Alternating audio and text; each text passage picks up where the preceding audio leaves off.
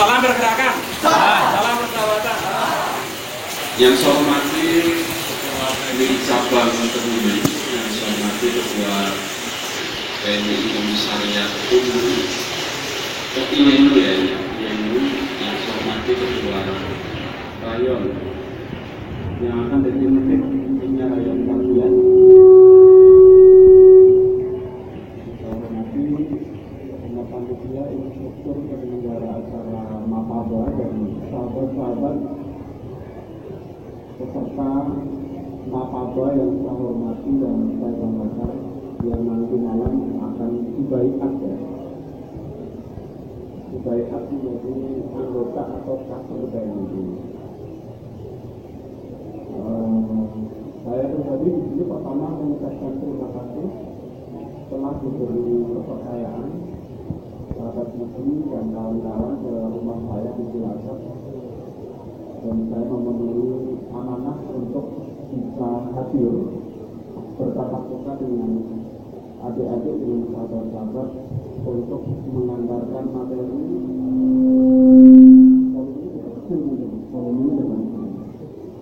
untuk mengantarkan materi analisa sosial. Baik sahabat-sahabat yang saya hormati, saya akan menghemat waktu ya, karena ini materi terakhir yang saya sampaikan. Nanti ada jurnal itu dari sahabat RI, saya berbagi waktu. Saya pertama kali ber-PMI tahun 99, jadi saya sudah 20 tahun masih berinteraksi di PMI sampai hari ini karena bentuk loyalitas dan solidaritas saya kepada PMI, terutama kepada sahabat-sahabat saya. Kemudian langsung ya ke inti materi sahabat-sahabat. Analisa sosial, mungkin modulnya bisa dibuka kalau sudah ada materinya. Coba yang kontennya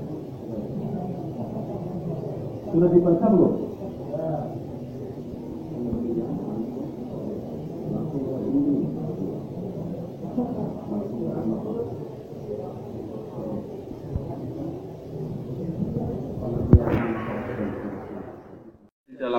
Di dalam struktur PMI ini ya, ini hendaknya PMI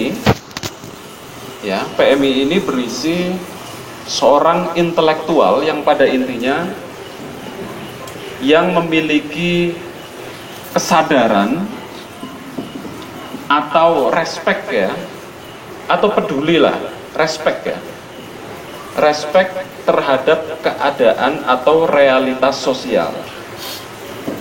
Berarti dibutuhkan kader-kader yang memiliki basis pengetahuan, kemampuan menganalisis, mengetahui keadaan sosial di mana ada penindasan, ada kemiskinan, ada sesuatu yang tidak adil di sana. Ada masyarakat yang butuh diadvokasi, dibela, diorganisir, diperjuangkan hak-hak yang dinista oleh sistem kapitalisme, oleh struktur negara, oleh para pemodal, oleh siapapun yang menghilangkan hak-hak ya, hak asasi manusia, hak untuk makan, hak untuk pendidikan. Karena faktanya di luar PMI ini ada bentuk-bentuk realitas yang tidak adil. Ini harus dipahami pertama ya. Apa bentuk realitas ketidakadilan itu? Bisa misalnya dalam aspek ekonomi. Jadi di luar PMI ini ada realitas-realitas sosial yang di dalamnya ada ketidakadilan. Misalnya dalam aspek realitas ekonomi, di mana ada masyarakat-masyarakat yang miskin, yang tidak bisa sekolah, petani, kalau punya sawah mending ya, ada buruh tani yang tidak punya sawah, untuk memenuhi kebutuhan sehari-hari aja tidak bisa. Syukur kalian orang tuanya pasti mampu ya, menengah ke atas, sehingga bisa menyekolahkan kalian sampai ke level perguruan tinggi. Tentu di masyarakat banyak yang secara ekonomi di bawah garis kemiskinan dan tingkat kesejahteraannya sangat memprihatinkan. Berbagai regulasi yang itu menjadi tanggung jawab elit politik ternyata situasi politik juga bagian dari realitas ketidakadilan. Politik dan demokrasi bolehlah. Politik dan demokrasi. Ini juga problem di luar sana. Di luar gedung ini banyak sekali masyarakat yang tertindas dalam banyak aspek. Nah, pada titik inilah sahabat-sahabat PMII yang di dalamnya terdiri dari kader-kader yang hendaknya punya integritas, tentu sahabat-sahabat harus menaikkan level integritas dan pengetahuannya. Nanti ada PKD, ada PKL setelah maba yang harus Anda ikuti. Jadi siapapun yang berada di PMII mestinya dia punya kesadaran bahwa kita secara individu dan secara institusi memiliki kepekaan, memiliki kesadaran, memiliki tanggung jawab, sehingga punya peran-peran sosial untuk menyelesaikan persoalan-persoalan ketidakadilan dalam banyak aspek. Saya tambahkan ya, faktor budaya misalnya. Budaya ini erat kaitannya dengan identitas lokal. Anda tahu sendiri ada gerakan separatisme. Yang terbaru mana gerakan Papua Merdeka itu ya. Kemudian gerakan Aceh Merdeka, kelompok-kelompok separatis masih ada. Kemarin yang terbaru pembunuhan ya di Sulawesi, itu bagian dari konflik identitas di masyarakat, di mana agama seringkali juga menjadi dikomodifikasi ya, dipermainkan demi kepentingan-kepentingan asing. Kita tahu sendiri hampir semua gerakan separatis, konflik ras, konflik etnik itu juga dimainkan oleh negara-negara asing. Oke, sahabat-sahabat, ini sebagai prawacana penting ya. Jadi pertama, PMI itu idealitasnya berisi kader-kader yang memiliki kepekaan terhadap realitas sosial. Dan realitas sosial ini tentunya harus berubah, gitu kan? Jadi ada proses apa, sahabat? Ada proses transformasi. Proses transformasi sosial dari bentuk-bentuk silakan ini iklan dulu ini ini ringkas, saya ringkas saja ya materinya ya. Terima kasih. Oke, sampai mana tadi ini? Sampai mana ya? Oke. Ya, transformasi ini adalah proses di mana ketidakadilan itu diperbaiki, gitu. Penindasan itu kalau perlu harus dihilangkan. Caranya mahasiswa bisa melakukan dalam jangka pendek. Anda sebagai PMII melakukan ansos, melakukan gerakan advokasi, pengorganisasian dan seterusnya. PMII harus bersikap atas nama institusi dan kolektif untuk melakukan gerakan-gerakan sosial, nanti di level komsat atau di level cabang. Kalau dalam jangka panjang ini Anda akan berdiaspora ya, akan berdiaspora pada ruang-ruang strategis yang akan menyelesaikan banyak persoalan sosial, entah itu di ruang pendidikan, di ruang politik. Anda menjadi elit, Anda menjadi aktivis sosial, menjadi periset. Nah, PMI itu sebagai ruang yang akan menciptakan kader-kader itu menyelesaikan persoalan sosial dalam jangka pendek atau dalam jangka panjang. Saya kan betul kalau sahabat-sahabat berproses secara serius di PMII, memiliki kapasitas, integritas, intelektualitas, moral, Anda akan berposisi strategis di masyarakat. Jangan sampai baiat itu selesai ditenggorokan berisi sumpah palsu dan dusta untuk berproses. Saya merasakan manfaat berorganisasi yang mengantarkan kita pada posisi sosial strategis dalam jangka panjang. Saya sampai sekarang masih menjadi periset di akademik juga, itu pilihan intelektual saya, dan memiliki peran-peran strategis dalam menyelesaikan persoalan sosial sesuai dengan kapasitas masing-masing. Kalau Anda di elit, Anda bisa mempengaruhi dan merubah, merevisi, amandemen undang-undang. Kalau Anda menjadi akademisi, sahabat-sahabat bisa mendidik kader mahasiswa yang berkualitas. Itu jangka panjang. Karena teman-teman masih di PMII, maka PMII harus punya identitas, punya sikap, punya peran. Dengan berbagai kegiatan yang diciptakan, nanti bisa sekolah ansos, Anda bisa eksperimentasi untuk membidik persoalan sosial di lingkup Kebumen. Nah, sahabat-sahabat sekalian, jika ini sudah difahami, dasar argumentasi ini dipahami oleh sahabat-sahabat, maka bagaimana cara kita untuk melakukan analisis, ya, melakukan analisis terhadap problem sosial tadi. Nah, sekarang kita masuk materi ini. Apa yang disebut ansos sebenarnya? Ansos ini adalah ya suatu proses ya, analisa sosial. Ada yang menyebut rekayasa sosial ya. Ada yang menyebut social engineering, ada yang menyebut transformasi sosial, ada yang menyebut analisa sosial. Jadi analisa sosial ini adalah satu proses sebenarnya, suatu proses atau usaha untuk menggali informasi, melakukan analisis untuk mendapatkan atau menggali informasi. Jadi melakukan ansos ini adalah usaha ya. Usaha untuk apa? Untuk menggali informasi yang berkaitan dengan problem ketidakadilan dalam banyak aspek. Nanti ansos itu sebenarnya juga harus spesifik pada kasus yang spesifik sebenarnya, kasus anak putus sekolah, misalnya kasus penggusuran, kasus agraria kayak di Urut Sewu. Ansos itu sebenarnya dilakukan secara spesifik, tapi secara general, ansos itu adalah usaha untuk mendapatkan informasi dari apa? Dari situasi sosial atau problem realitas sosial, realitas sosial yang tidak adil tadi. Apa yang situasi yang ingin diketahui?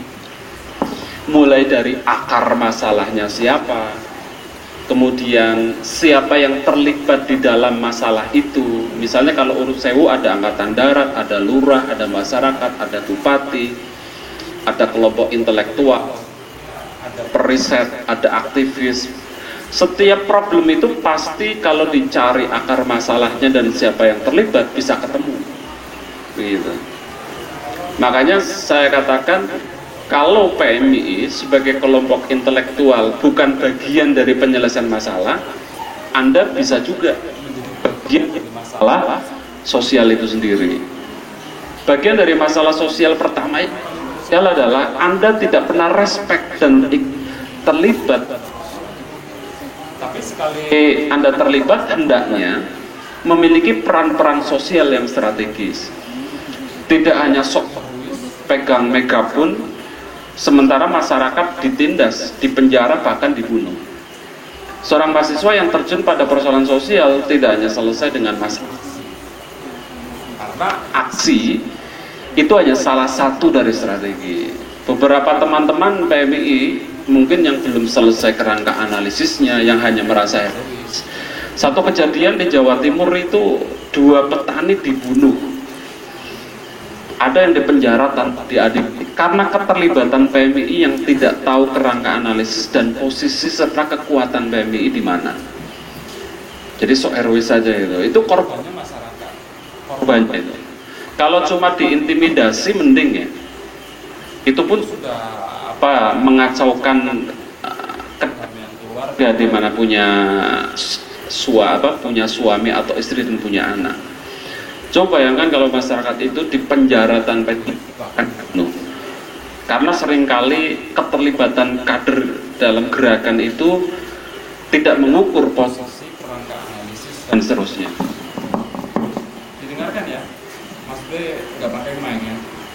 Nah, sahabat-sahabat kalian, saya ingin memposisikan sahabat-sahabat sejak awal ini, sejak dini Anda menjadi kader PMII, bahwa tidak semua orang layak disebut kader ya, atau layak disebut aktivis. Orang yang layak disebut mahasiswa, disebut aktivis adalah orang yang memiliki kepekaan intelektual, memiliki kecerdasan, memiliki keyakinan nilai, dan mau terlibat pada persoalan sosial, bukan yang study oriented saja. Kuliah terlalu rajin kuliah juga nggak bagus nih. Jangan sampai kuliah Anda mengganggu aktivitas berorganisasi di PMI. Ingat itu. Tapi silakan cari IP 4,9 dengan gelar SPTI, Sarjana Pecinta Dangdut Indonesia. Raih gelar sampai S3. Tapi itu tidak, Anda tidak hanya bangga dengan itu. Oke, ansos adalah tadi ya, bagaimana melihat situasi sosial. Jadi Anda harus menangkap bagaimana realitas sosial itu menjadi. Salah satu yang penting dalam ansos adalah mengidentifikasi akar masalah dan stakeholder. Stakeholder itu siapa? Stakeholder itu pihak, para pihak yang terlibat, ya, yang terlibat. Pihak itu bisa menjadi sumber masalah, sekaligus bisa menjadi sumber penyelesaian masalah dalam berbagai kasus. Misalnya prostitusi, ada muncikari, ada dukung, ada tokoh agama, ada pelanggan, ada penjual, ada kiai, ada dinas sosial, dan seterusnya. Jadi ada pihak-pihak yang terlibat. Analis sosial ini harus harus memberikan informasi data yang faktual, aktual dan faktual. Aktual itu kekinian, data yang mutakhir, yang baru, kondisi itu terjadi kayak apa, perkembangan sosial kayak itu aktual. Faktual itu sesuai dengan kenyataan objektif, benar-benar terjadi kasus itu. Contoh yang paling konkret di Kebumen ya Urut Sewu ya, yang sampai sekarang belum selesai. Masyarakat terus-menerus diintimidasi dan tidak boleh menggarap lahan. Perebutan itu konflik agraria, perebutan lahan antara angkatan darat dan petani. Ada kalau di sekitar perhutani itu antara aparat, kemudian perhutani dengan petani itu sendiri. Kalau penggusuran lahan antara investor dengan petani padi, petani sayur, petani penyadap karet dan seterusnya. Masyarakat terus-menerus ditindas oleh kepentingan kelas, baik itu kelas politik, kelas ekonomi, di mana mereka berkeinginan melakukan akumulasi kapital dari situ. Coba bayangkan kalau hal tersebut tidak disikapi, maka penindasan akan terus terjadi. Selanjutnya sahabat, wilayah ansos. Apa hal-hal yang harus diidentifikasi persoalan sosial? Yang diidentifikasi paling tidak ada dua saja kalau garis besarnya dalam ansos ini. Pertama adalah dimensi subjektif, yang kedua adalah dimensi objektif dalam akar sosial masyarakat. Apa pertama? Subjek. Yang kedua objek. Dimensi subjek itu dimensi manusianya. Yang kedua objek. Objek itu dimensi pihak-pihak, lembaga, institusi yang terlibat di dalamnya. Saya jelaskan ringkas. Misalnya Anda masyarakat ya. Sekarang kita analisis dimensi subjektif dalam persoalan sosial. Subjek itu manusianya. Misalnya akar masalahnya apa? Masyarakat tidak terorganisir, masyarakat tidak punya kesadaran sosial, masyarakat menganggap itu bukan masalah bagi mereka. Kalau kita belajar teorinya Paulo Freire, ada kesadaran magis, bukan kesadaran kritis. Sudah belajar Paulo Freire? Ada anak di magis, naif dan kritis. Ada masyarakat yang sudah itu takdir saya miskin, ya kan? Nggak punya kesadaran sosial itu, kemampuan analisanya nggak ada, bahkan menyerah, tidak mau mengorganisir diri. Nah, dimensi subjektif itu meliputi nalar, kesadaran masyarakat, logika berpikir, keyakinan, tadi ya, spiritualitas yang dia menyadarkan pada takdir saja gitu, nggak mau melawan. Nah, itu butuh diorganisir, itu butuh diciptakan kesadaran kelas, diorganisir, kesadaran kelas, tuntunannya rasional, mereka mau bertemu dengan stakeholder, maka di situ aksi ada salah satu saja, menyuarakan. Aksi fungsinya apa sih? Aksi itu fungsinya adalah untuk mempublish isu, mengorganisir masyarakat, menyuarakan ide soft voice. Aksi tidak menyelesaikan masalah. Aksi berfungsi untuk mempublish isu agar dilihat banyak orang bahwa ini masalah besar. Anda menjadi orator sebagus apapun, megafonnya ganti batu 10 kali, dan Anda orasi sampai orang hatinya putus di perempatan jalan itu dengan masa aksi, itu nggak cukup. Penting untuk menciptakan kesadaran kelas, di mana masa aksi diajak ya, mahasiswa petani misalnya. Tapi banyak hal yang harus dilakukan, maka kita analisis yang kedua, dimensi objektif. Akar masalah dalam dimensi objektif adalah di mana ada organisasi, lembaga, institusi, pihak yang terlibat di dalamnya, yang mereka mestinya memiliki kebijakan yang berpihak. Misalnya contoh ya, kasus itu mungkin ya. Sekali lagi saya urutkan Nurul Sewu. Anda sudah tahu ya, kasus Nurul Sewu ya. Kasus di Dendles, Jalur Selatan, di mana petani selalu diintimidasi oleh Angkatan Darat. Itu siapa pihak yang terlibat di dalamnya? Angkatan Darat, ada masyarakat, ada bupati, ada DPR, ada Komnas HAM.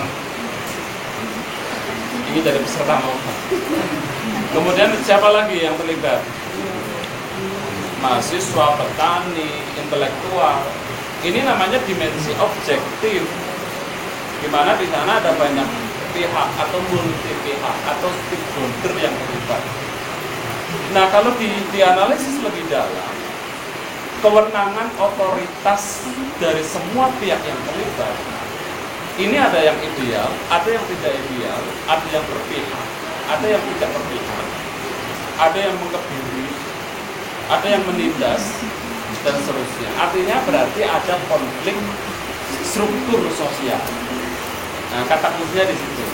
Dimensi objektif itu adalah identifikasi terhadap pihak yang terlibat, di mana di sana ada disorientasi boleh, kewenangan yang tidak jelas boleh. Kalau di Sula adalah ada konflik struktur yang tidak adil. Pasti itu. Maka bagi aktivis, ketika melihat persoalan ini, aktivitas sosial itu adalah aktivitas bunuh diri sebenarnya. Kalau Anda mau solid-solid, bahkan bukan hanya nyawa ya, keluarganya itu bisa diteror aktivis itu. Tapi saya tidak menakut-nakuti Anda ya. Asalkan kita memiliki komunitas yang kuat, bersening dengan masyarakat kuat, punya jaringan advokat independen, komunikasi politik dengan pihak yang jelas, masalah itu akan terselesaikan. Maka sekarang kita masuk selanjutnya. Bisa ditangkap ya? Bisa. Semoga Anda menangkap ini.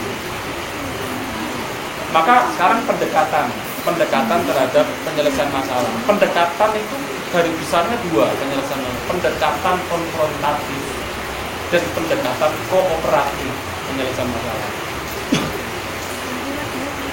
Kooperatif ya, pendekatan ini. Aduh, waktu saya terbatas ini. Kooperatif ya. Yang kedua, konfrontatif.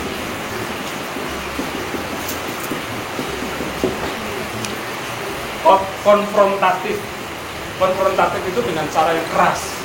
Misalnya apa? Aksi, pemboikotan massal, menghancurkan fasilitas negara, pembangkangan, menduduki kantor bupati, DPR, kemudian mogok makan.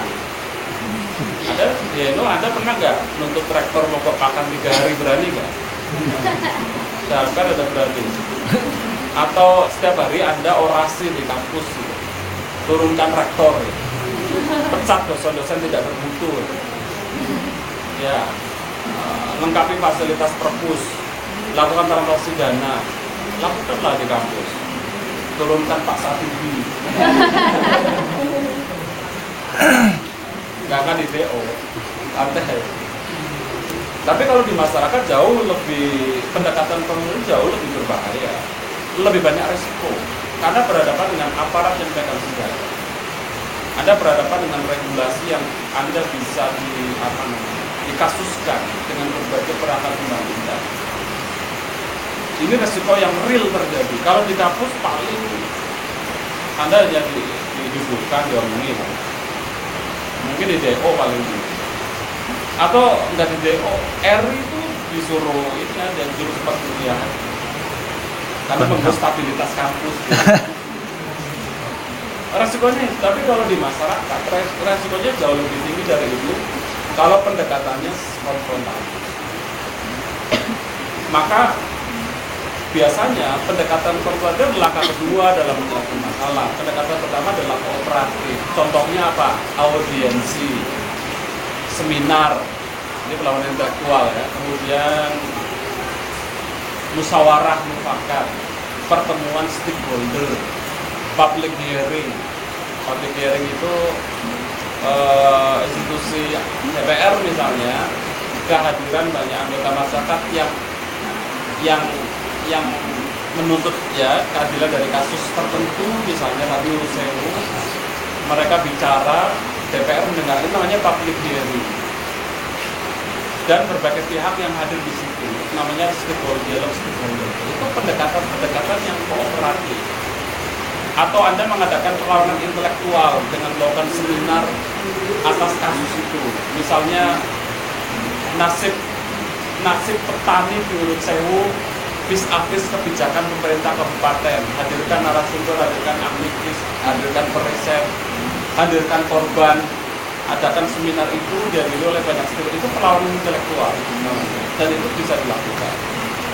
Atau misalnya ada teman-teman yang mau organisasi prostitusi ya, hadirkan kiai, hadirkan dinas sosial, hadirkan pelacurnya, hadirkan bupati di situ, agar mereka memiliki perlawanan intelektual. Itu pasti dalam kategori kooperatif. Nah, dua pendekatan ini bisa dikombinasi. Pendekatan konfrontatif ya, yang paling sering dilakukan aksi itu pendekatan konfrontatif. Pendekatan konfrontatif yang paling radikal adalah menduduki kantor kabupaten, pemboikotan, pembakaran gedung, pembangunan massal, kemudian mogok makan 100 orang pakai tenda, intimidasi terhadap bupati, itu biasanya dilakukan loh, tapi bukan untuk membunuh, tapi perang mental. Tapi dengan syarat tadi harus terorganisir masyarakat. Kalau enggak pecah, kalau salah analisis dibunuh. Anda bisa dipenjara tanpa diadili, bahkan dihilangkan dengan paksa. Bahasa lain dari penculikan, dihilangkan dengan paksa. Siapa? Munir, Visi Tukul. Anda tahu ya, Munir ya, dihilangkan dengan paksa. Karena dia ingin menyelesaikan persoalan yang sangat besar, persoalan hak asasi manusia, pembelaan orang hilang, melalui kontras dan LBH. Itu contoh real sahabat. Kalau bicara seperti ini, kita mungkin masih ke umur jagung ya, lebih setelah itu. Ke umur jagung ya, Anda belum pernah melakukan apa-apa, kan? Apalagi lulus SMA baru masuk ke itu. Maka saya katakan dari awal, Anda harus punya kesadaran pembelaan terhadap bangsa. Artinya, kita harus punya kesadaran kelas tertindas. Apa sahabat? Kesadaran kelas tertindas. Bahwa kita bagian dari mereka yang tertindas. Bukan ada terlalu sibuk kuliah itu, sibuk ngurusi individunya. kita adalah bagian dari masyarakat. Ngapain ber-PMI kalau kita tidak merasa bagian dari problem masyarakat itu? Inilah yang nilai yang ingin dibangun dari ansos. Sibuk kuliah, introvert, organisasi terlalu banyak konflik, perebutan ketua cabang, nggak mungkin. Makanya kemudian saya harapkan Anda solid di konsep sahabat di cabang kan ya ketuanya. Itu harus punya identitas, idealitas. Kader tidak boleh manja, manis-manis jancuk. Kader tidak boleh mudah mengeluh. Anda adalah garda depan perubahan. Ini lanjut ya. Materi saya biasanya 4 jam, ini setengah jam kan. Selanjutnya, ini berbagi sama Eri ya. Apa yang ingin dihasilkan dari pendekatan juga ya? Pendekatan tadi ada historis dan kultural, ada ya.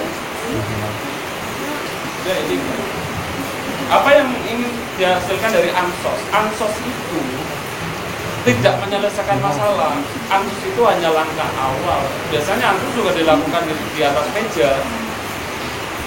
Jadi ansos itu bisa di atas meja melalui begini, kita ansos, ada melalui lapangan, riset, interview, mencari data, undang-undang, bertemu dengan pihak, mencari informasi di lapangan, dan mapping. Ansos itu adalah aktivitas yang menghasilkan data. Datanya Anda bisa simpulkan ya tadi ya. Siapa yang terlibat, akar masalahnya apa, undang-undangnya apa, regulasinya apa, bagaimana sikap masyarakat, kesadarannya sampai mana, apakah mereka terorganisir atau tidak, siapa pihak yang terlibat, siapa lawan dan kawan, kan banyak ya datanya. Datanya banyak. Yang paling penting biasanya. Nah ini hasil yang didapatkan, kan ada usaha penyelesaian itu. Penyelesaian masalah bisa dibagi menjadi 2. Penyelesaian masalah dengan litigasi dan non-litigasi. Bisa dicatat dulu. Litigasi itu penyelesaian masalah secara hukum. Kalau non-litigasi penyelesaian secara kekeluargaan.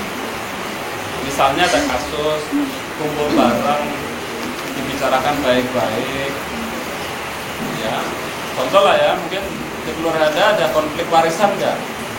Ya. Ada ya misalnya, rapat aja siapa yang terlibat, musyawarahkan, selesailah masalah itu. Itu namanya apa?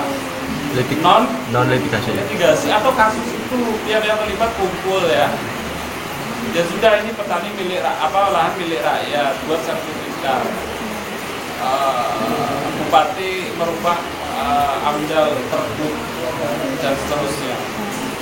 Itu namanya pendekatan non litigasi.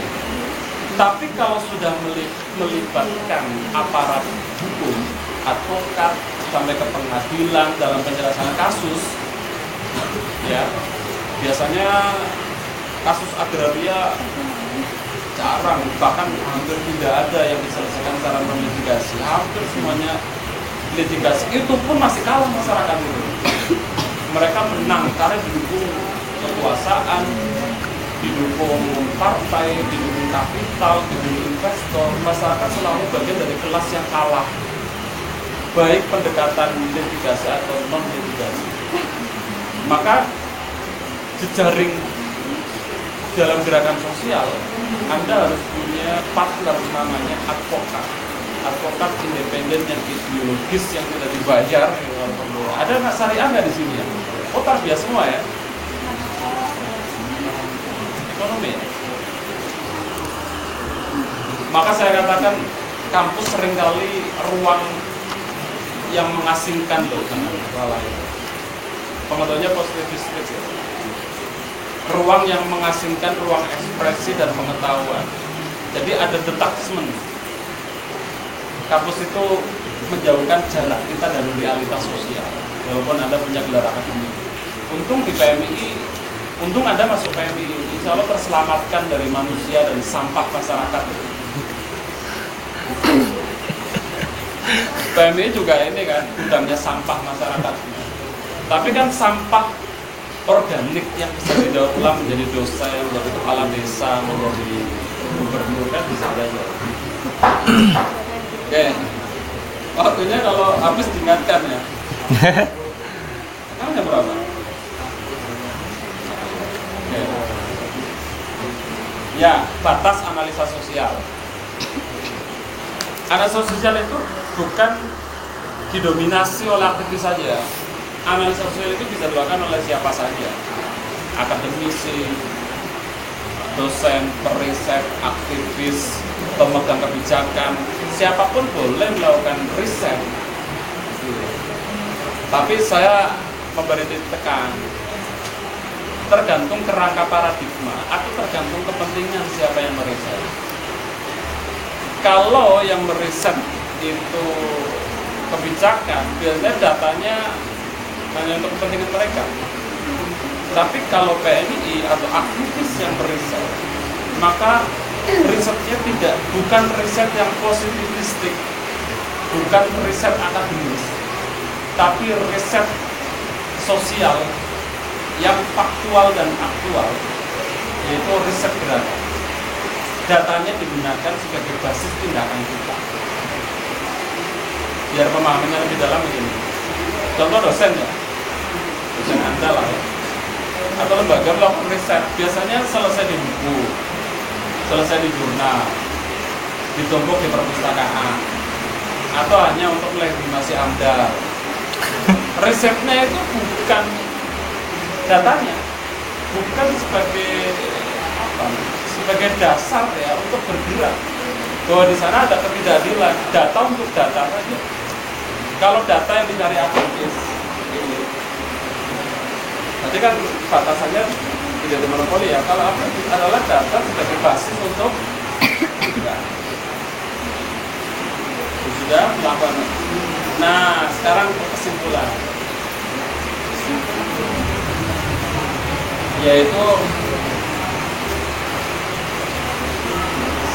mengapa ansos itu dilakukan? Mengapa ansos dilakukan? Yang harus dipahami secara mendalam. Ansos dilakukan pertama adalah untuk menyelesaikan masalah datanya.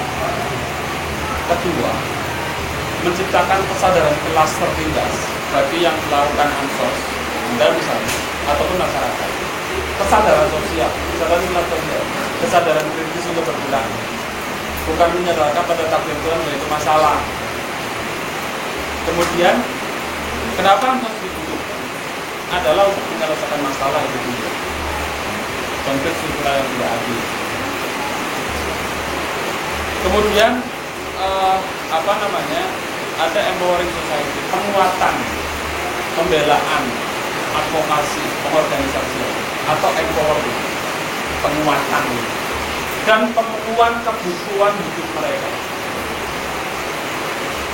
Kebutuhan tanah, kebutuhan makan, kebutuhan pendidikan, kebutuhan kesejahteraan, kebutuhan keamanan, tidak ada separatisme, tidak ada konflik agama, tidak ada konflik ras, tidak ada kemiskinan. Maka ansos itu hendaknya tidak spesifik, mau ngansos apa, kasus apa gitu. Oke, selanjutnya Anda petanya dibuka nih. Peta sudah dibuka. Tahapan ansos, diagram pak. Ada ya, sudah ya semuanya. Saya tidak perlu. Nah ini kesimpulannya. Presentasi saya bisa ditangkap. Presentasi yang cerdas kan.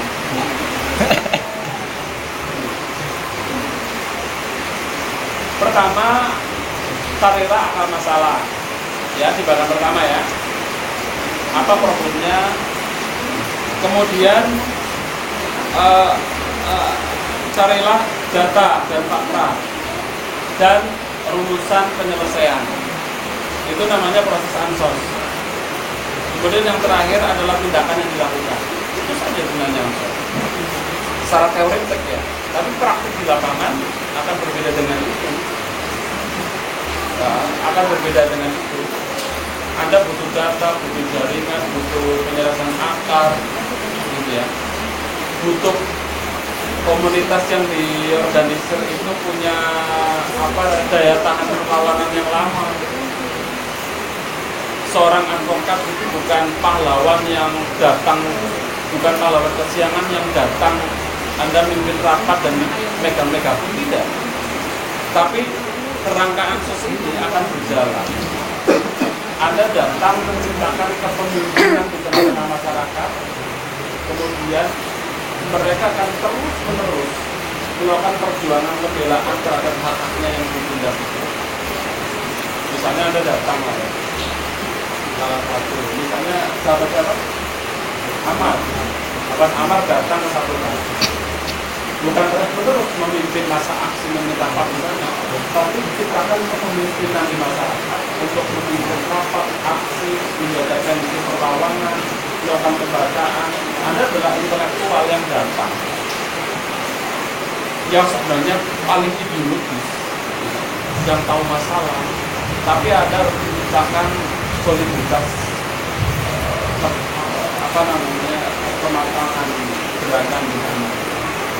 Sehingga karena kasus itu tidak selesai 1-2 hari, bahkan reklamin tanah itu bisa berjalan 3 tahun, 5 tahun, bahkan 10 tahun.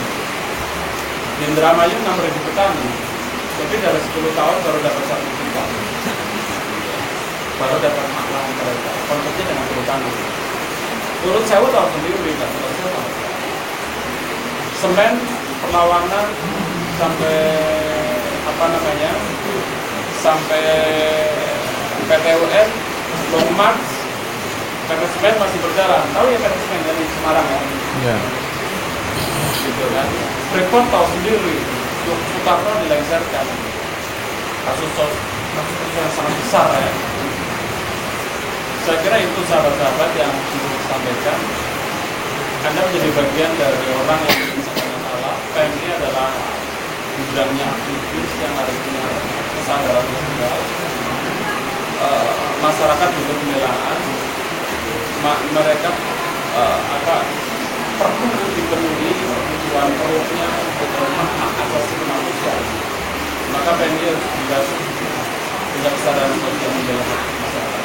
Terima kasih. Salam bergerakan. Salam persahabatan. Kembalikan moderator. Tepuk tangan dulu.